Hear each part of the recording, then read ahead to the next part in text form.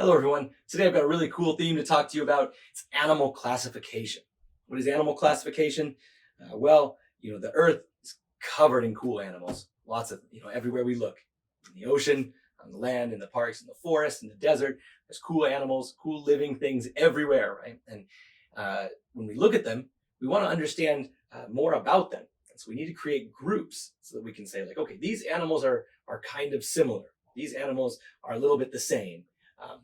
Because of these reasons. And so animal classification means putting animals together into groups because of certain things about them or the way they live or about their bodies, so that we can understand more about them. So okay, let's look at this picture here. Here is a picture that shows us almost looks like a tree branching up here. And there's an important word here at the top, organism. What is an organism? An organism is a living thing made up of one or more cells that is able to carry on the activities of life. That means something that can eat, doesn't have to move much, doesn't have to really move at all, to be honest, but something that can be alive. Right? So here we've got lots and lots of different types of things. We can see they're kind of grouped together. So if we go down this path, down to here, we get arthropods. Okay, that's one group over there. Down here are the mollusks, like snails, right? So we can see we start to group things together into different areas.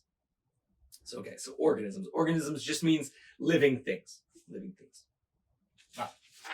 Moving on, so classification. Classification means putting them together into groups. If we look at these different animals, we can decide, okay, well, I want these ones to be together, and let's put the cat over there with them, and let's put the bunny over there with them. But the bird is not very similar to these dogs or that cat or that bunny. So let's put the bird someplace else, right? And the fish, let's put the fish someplace else into another group. So that's animal classification. It means taking all those different organisms and grouping them together into smaller groups based on their traits.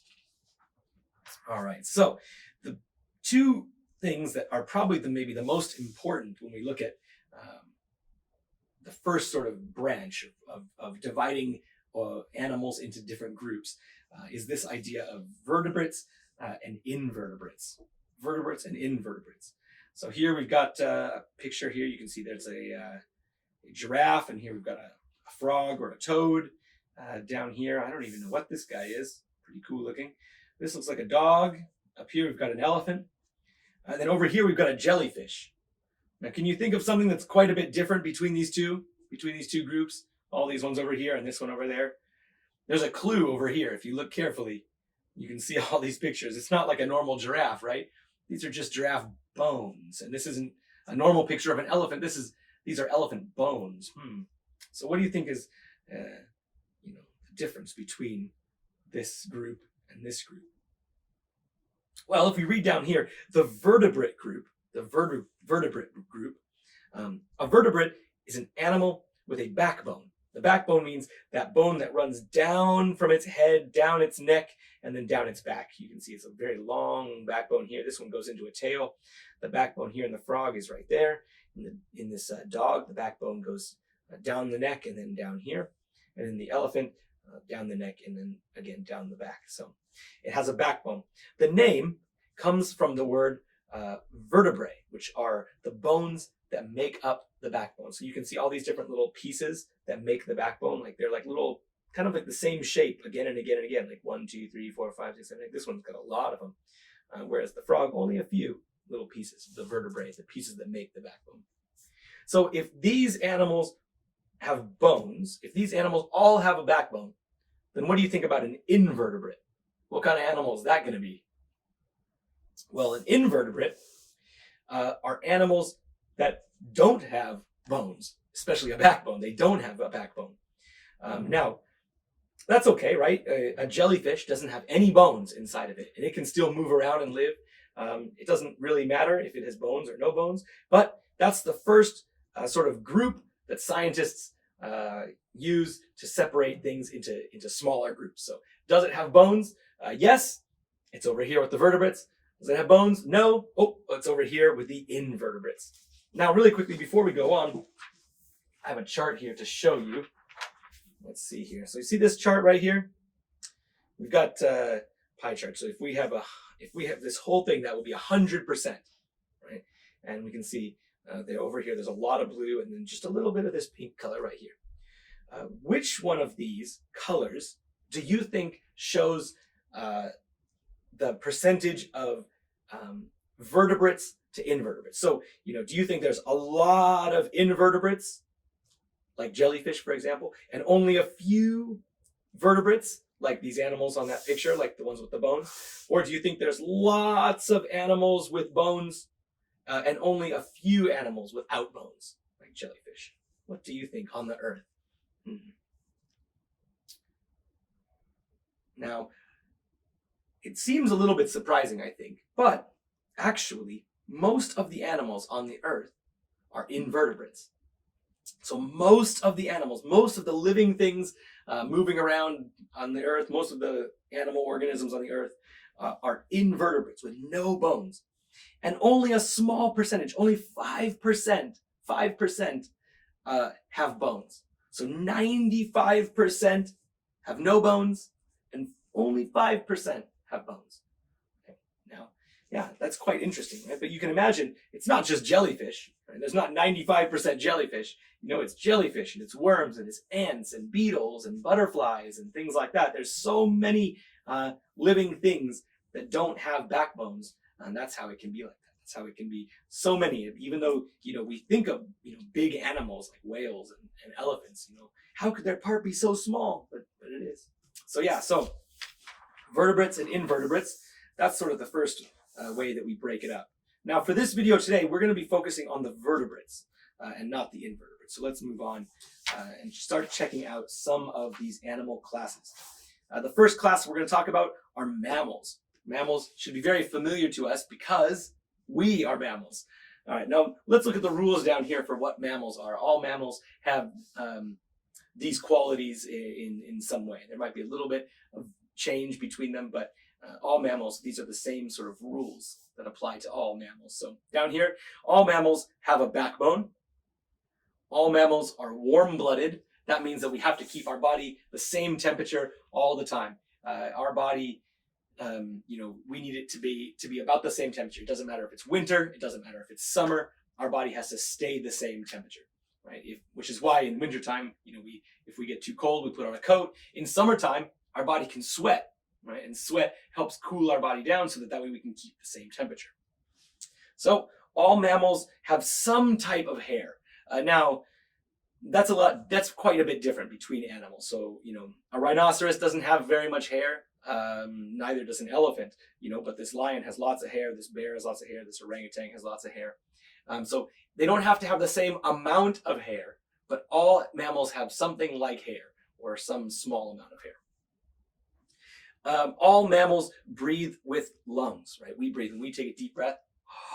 The air goes into our mouth, down our throat, down our esophagus, and into our, not our esophagus, but our windpipe, into our lungs. Fill them up, and that helps collect the oxygen. And all of these animals, including the mammals that live in the ocean, like whales or dolphins, all of those animals breathe air. All right. Now, down here, all mammals produce milk for their young. That means that all of the mothers make milk for their babies to drink. And the last one, all mammals give birth to live young. That means that they don't lay eggs or something like that. All the babies, when the babies are born, they come out as that baby. There's no eggs. None of these animals lay eggs. There's no zebra eggs or lion eggs. That would be funny, but no eggs for any of these animals. All right, so let's look at another one. Let's see here. The next group, put it right here, and this is birds. Okay, that's another animal class, quite a bit different than mammals, right? Do birds have hair? No, they don't. Okay, but let's go down here on these rules. So birds have a backbone, definitely. There's still those bones that go down its neck and down its back. They have a backbone. They're warm-blooded. So far, both of those rules are the same for mammals and birds. Both of them have a backbone, and both of them are warm-blooded. But here it starts getting a little bit different. Birds have wings, and they have feathers. Right? There aren't any mammals with feathers. Even bats. Bats are mammals. and they can fly, but they don't have any feathers. All right, so birds have feathers. Down here, birds breathe with lungs, just like mammals do. But different than mammals, the baby birds hatch from eggs. So the mother carries the eggs inside her body, and then when the eggs are ready, the mother, like a chicken, for example, lays the eggs, and then the eggs are in the nest, and the mother keeps them warm. And then eventually, when the baby's ready, the egg can hatch and the baby can come out. So that's a big difference between mammals and birds. Mammals have live babies and birds lay eggs. All right, let's check out the next one. All right, scoot it right here. All right, now we've got fish. Fish, again, a lot different than mammals and birds. Right? Fish, but some things must be the same, right? They do have a backbone, right? So it's a lot different. Maybe it's a different shape. Maybe the pieces are different, but it's still there. They still have a backbone. Now, unlike most birds and most mammals, fish live in the water, right? They live in the ocean, or they live in lakes or rivers. They're cold-blooded. What does that mean? Does that mean that their blood is always cold? No, actually it doesn't. What that means is that a fish gets its body temperature from its environment.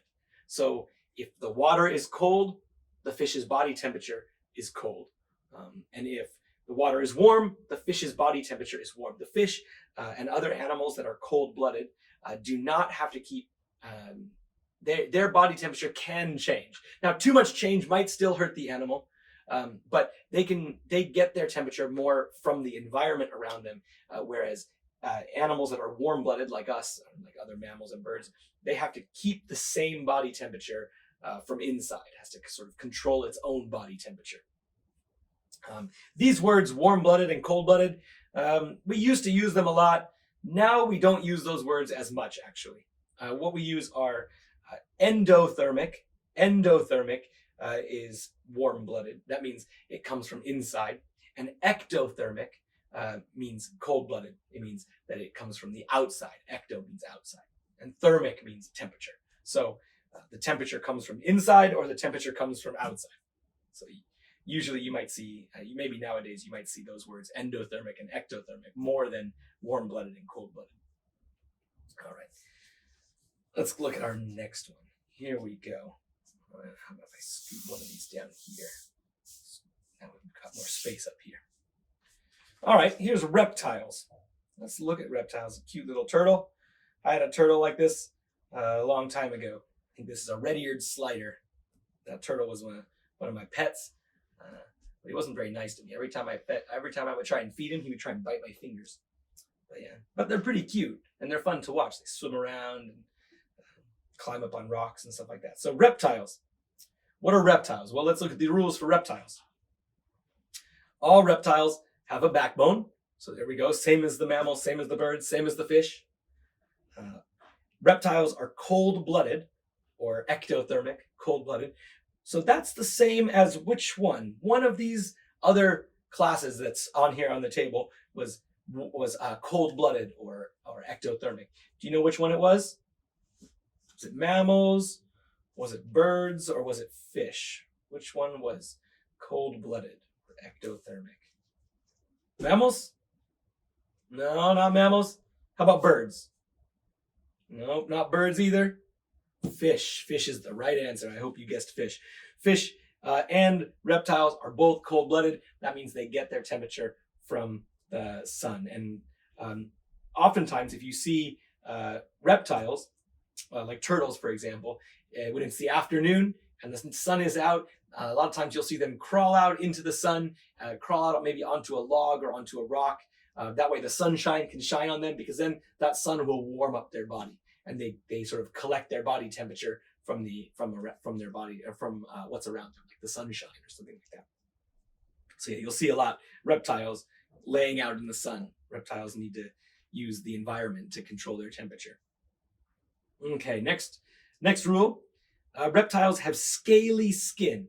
Scales are like little pieces. If you imagine sort of like, like a lizard, a crocodile skin, something like that. They kind of have little like scales, or even like fish. Fish have scales too, but a different type different type of scales than a reptile, but sort of like bumpy pieces that are sort of like together. Those are the scales, and all reptiles have those scaly skin. Now, it might look a little bit different depending on the animal, but yeah, all reptiles have scaly skin.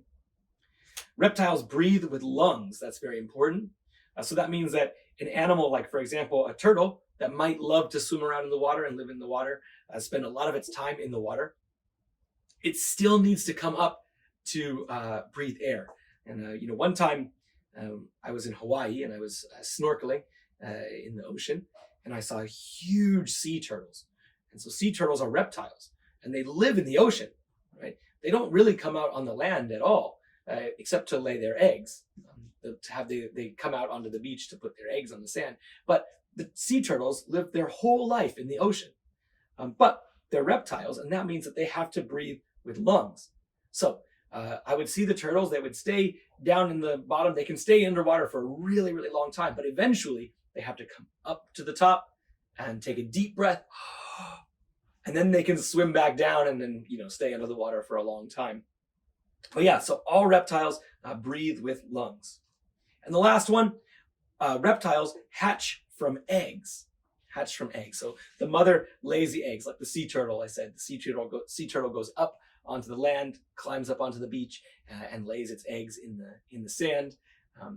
And then eventually those eggs will hatch open, and the little baby sea turtles will try and find the ocean. Now, reptile eggs are usually different than bird eggs, and fish eggs too. Fish eggs are usually really squishy, right? And bird eggs are hard on the outside, really hard. Reptile eggs are usually a little bit soft and kind of like leathery, like sort of like tough, but like a little bit squishy. Strong, but kind of squishy, like leather. Reptile eggs, like crocodiles or something like that. All right, so that brings us to our last one here, amphibians. Amphibians. So amphibians are sometimes easy to mistake for reptiles, even though they're not the same thing. They're a little bit different, but some people might accidentally think that they're the same. So amphibians, they have a backbone, just like these other animals on our table. They're cold-blooded, so that's the same as the reptiles and the fish, right?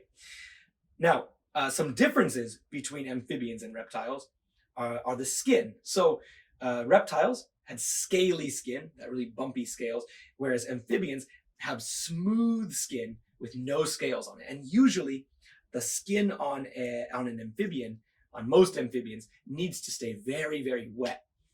And the reason for that is because those animals actually breathe through their skin. And if their skin gets too dry, it's hard for them to breathe. So yeah, they have sort of moist, wet skin, wet, smooth skin. You can sort of think about, for example, frogs at Kamogawa or something like that. They sort of feel a little bit wet, and their skin is very smooth, not very bumpy. All right, now down here, this is some of the things that make amphibians really interesting. They have gills for part of their life. So that means that when they're born, they live in the water like a fish. And they actually kind of look like a fish, little fish tails. But as they grow arms and they grow legs and their lungs develop. And then some of them sort of even lose their gills. And so they spend at least part of their life in the water and part of their life on the land. Or maybe later on they like to be on the land and in the water. So yeah, that brings us to our last rule. They live part of their lives in the water and part on land. When they're born, they live in the water like a fish, but later they're out on the land more like a reptile, like a crocodile or something. So there we go. These are the 5 sort of main animal classes. Now, we have another group, like I said, the invertebrates, and we call that class arthropods. And there are so many arthropods. Those are all the insects and bugs and spiders. But I'm not going to talk about them today. But yeah, you can think this is not all of the living things on the earth, right? There's still plenty more things besides these animals. So, okay, let's take a look at some cards here that have some different animals on them. And I want to see if you can help me figure out how we can classify them. So you can see I've got a bunch of cards here, and every card has an animal on it, right? But they're all different, right? And if we wanted to talk about these animals, if we wanted to figure out what was the same about them or different about them, we need to put them into groups. So now we've learned about those 5 main groups. So let's see if we can do that. Our first card is a shark. See that? Shark. All right, so let's see here. Do you know what kind of animal a shark is? We've got mammal, we've got fish, bird, reptile, amphibian. Well, let's look. We know they have a backbone, but remember, all those animals have backbones. Where does a fish, how does a fish breathe? Or how does a shark breathe? Does it have lungs? Does it swim up to the surface and take a deep breath? No, actually it has gills, right? Like the fish on the side of its neck. And those gills are where the water passes through and it can collect the oxygen.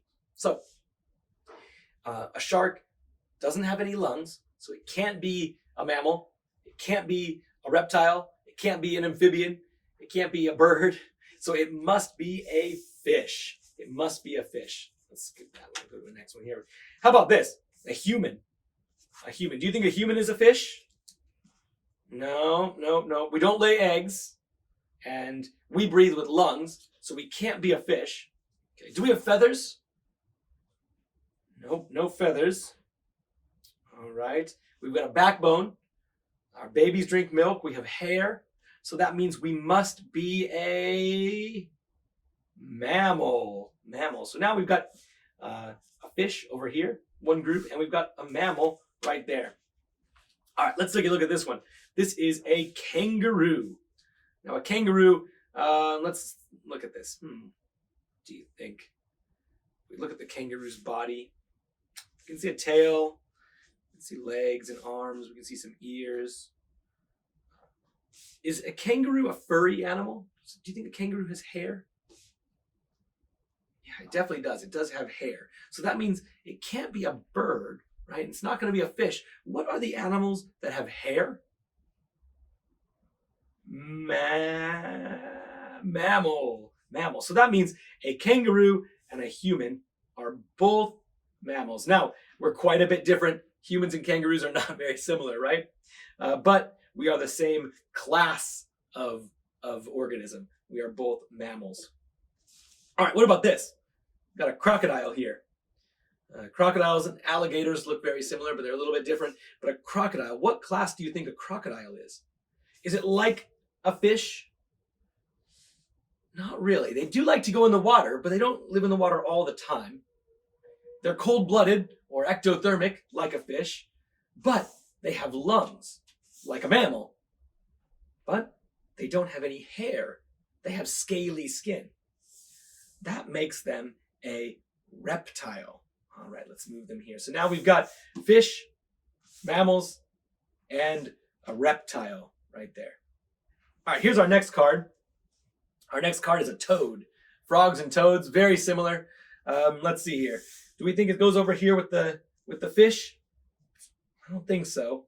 It does live in the water when it's a baby. Ooh, it does live in the water when it's a baby, like a fish. But when it's an adult, when it grows up, it has lungs and it breathes air, so it can't be a fish. Let's see, it has a backbone, like a human, but it has eggs that hatch under the water, so it can't be a mammal.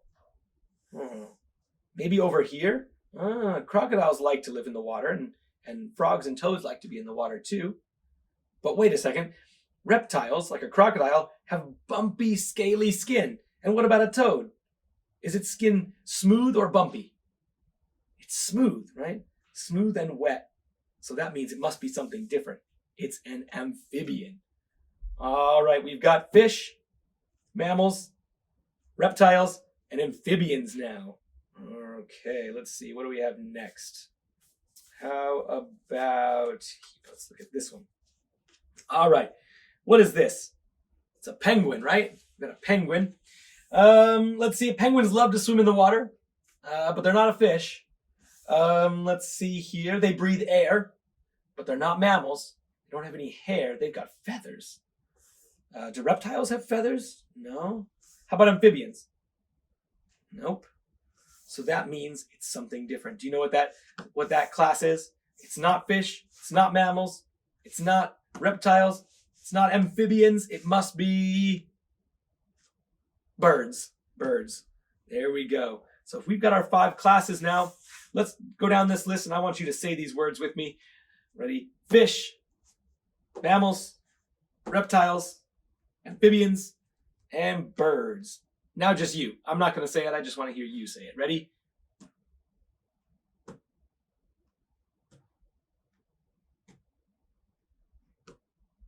All right. Okay, let's look at our next one. Here we go. This is an animal from where I'm from. A rattlesnake lives in the desert, like in Arizona, where I'm from. So a rattlesnake does not swim in the water. It doesn't have any hair. So it doesn't have any feathers either. So it can't be over here with the birds. Do you know what it's closer to? Do you think it's more like an amphibian or more like a reptile? What do you think? What do you think? All right, raise your hand if you think it's an amphibian. Raise your hand if you think it's a reptile. The correct answer is reptile. Crocodiles and rattlesnakes both have scaly skin. They both have scaly skin. All right. Ooh, this is an easy one.